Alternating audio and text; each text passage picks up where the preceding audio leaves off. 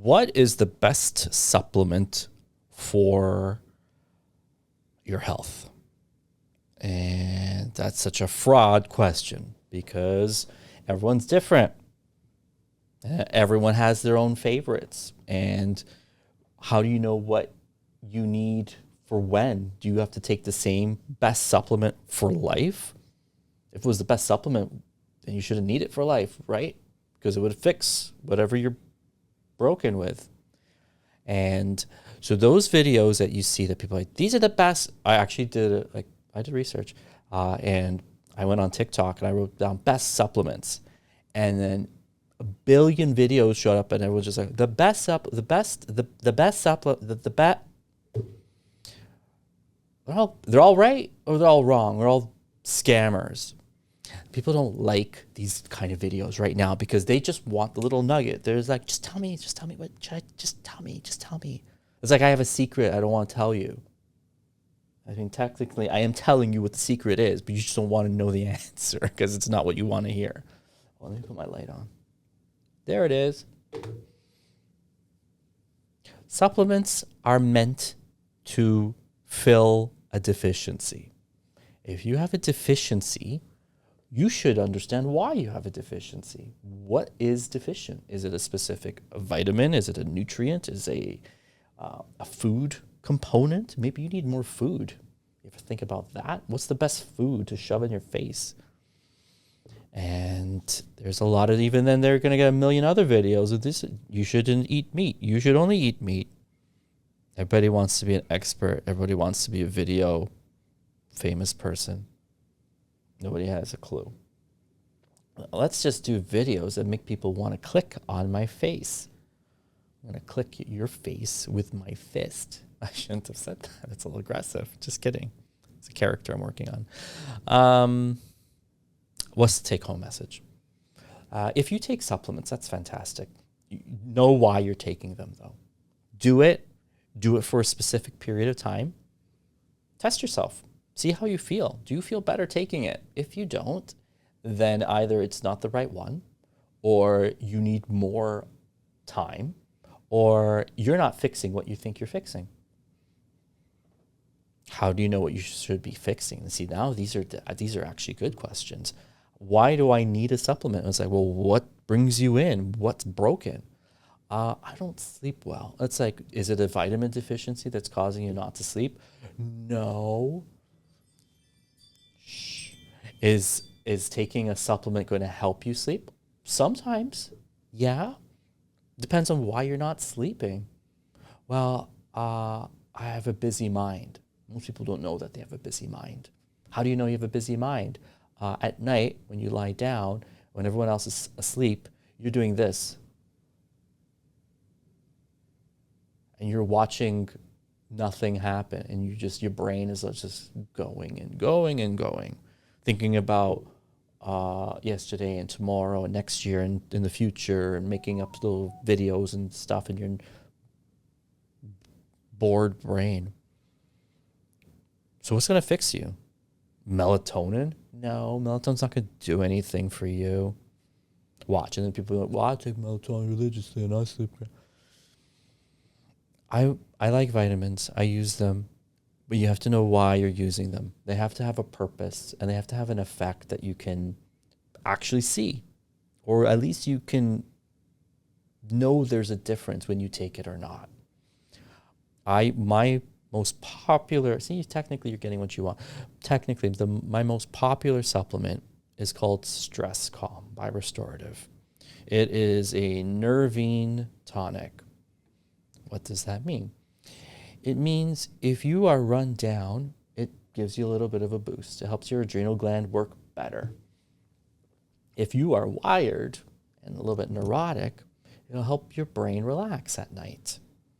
Now you take it in the morning and you take it at nighttime. See, I like supplements.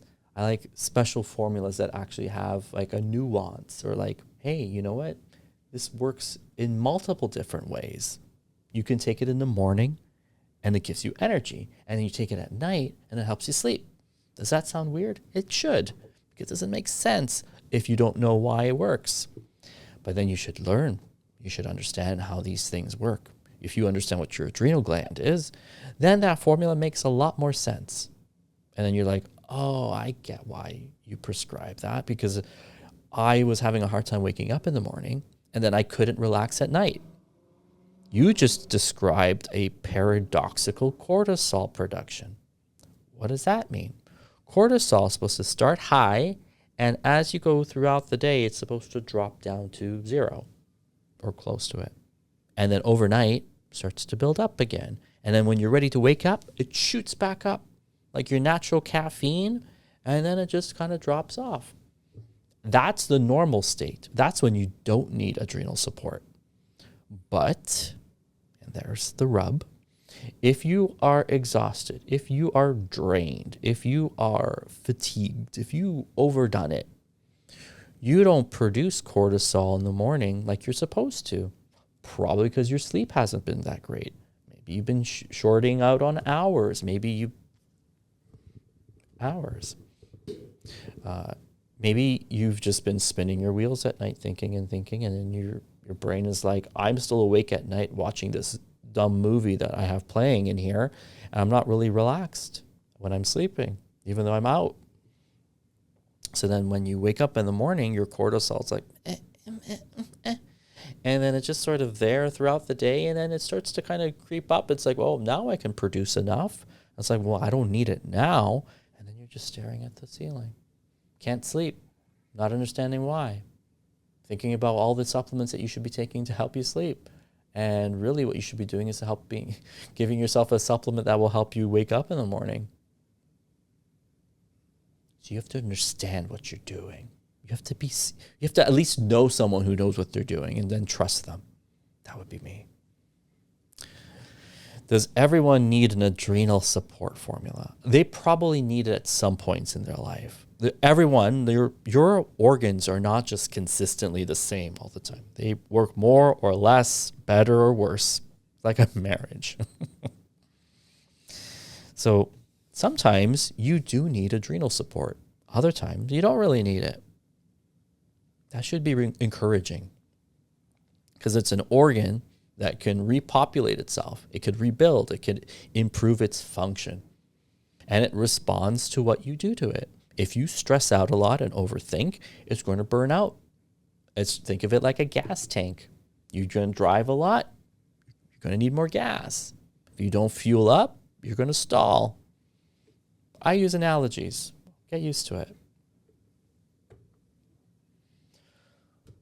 So I want to do a video that talks about why you shouldn't have favorite supplements. And then I spent most of the time talking about my favorite supplement. It's funny how things work. We should have an attitude of diet first health. I thought of that in the washroom.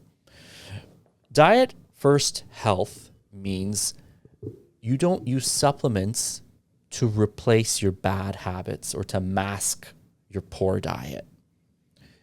You can take all the supplements you want. Eventually, if your diet is just garbo, you're going to feel like garbage. That's that. And a lot of people, they try to start taking supplements to sort of trick themselves into a better routine. They're like, well, I've been doing these supplements and I started working out, so I should be eating better. And I feel guilty if I don't eat properly, which is good. It's a motivator. But the diet's got to be there. So now that's the greater question. What should your diet be? And again, it's individual to an extent, because you should eat based on your lifestyle. If you've got a lot of physical activity, you're in sports, you work out, you are a laborer, you need to make sure that you're getting a good amount of calories and you're getting good protein to maintain your muscle. If you don't have protein, you're not going to have muscle. This is very, very basic.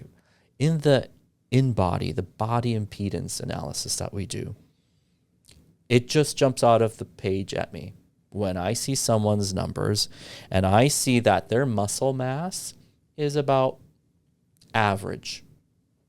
Average means it'll be like a median. It's in the middle of what their body composition should be. And it may not say that you need to gain muscle, but you don't have excess muscle.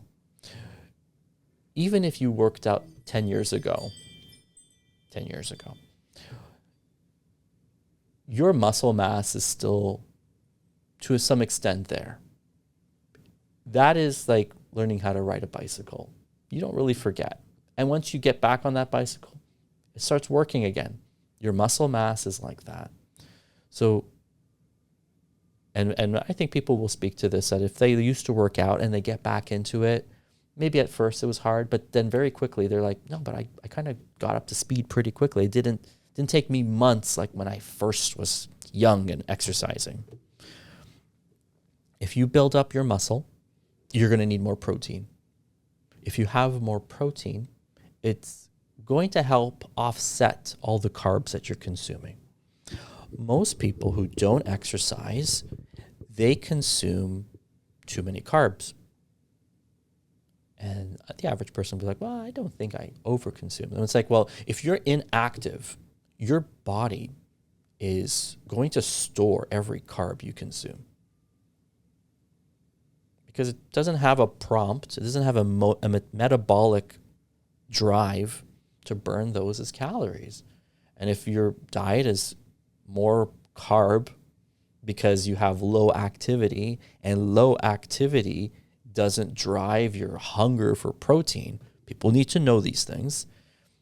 Inactivity leads you to have a high carb diet. That's just how it is.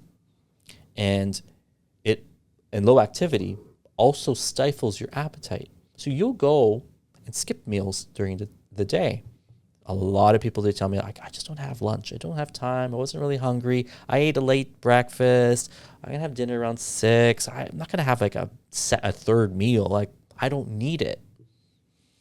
That tells your metabolism to take a hike. And when your metabolism takes a hike, it thinks that you're starving. It thinks that you don't have food around. Silly. You know, consciously, you know better. But then when you go to eat your next meal, thinking that it's like, I only had 1,000 calories today, you're absorbing all that 1,000 calories into your big old belly. Because you just metabolically told your body, I don't have enough food. Store it. Think of it like, the animals when they hibernate. Same premise. If you undereat, it's a prompt to tell your body that you're starving. And the next time you eat, it's getting all stored. People have to have these basic understandings, these basic premises of what metabolism is and how their body works. It's very unfortunate that what I just told you guys right now, probably 80% of the population has no clue. They don't know what their adrenal gland does. They don't know how proper cortisol is produced, and they don't know what they do to damage their cortisol. They don't know how to eat. They don't think that their physical activity, is, has merit or value even on a low scale. And then they think that under eating is the method to lose weight. It is directly the opposite. Most people who are overweight undereat. Now, they may undereat protein and have way too many carbs, but they're still undereating. What's the take-home message? The take-home message is that if you're taking a supplement, do it for a proper reason. Know what you're treating. Don't take something because you heard that it's good for this or that. Assess your health. We can measure your cortisol. We can do it in-house. We can do it a fancy test through saliva. Know your metabolic rate. That's a very standardized test that we do in office. Know your basal metabolic rate. Know how many calories your body requires. Find out if you have enough protein in your diet, and then start moving. The end result, more energy, healthy weight loss, feeling better, reduction of chronic disease, avoidance of metabolic concerns.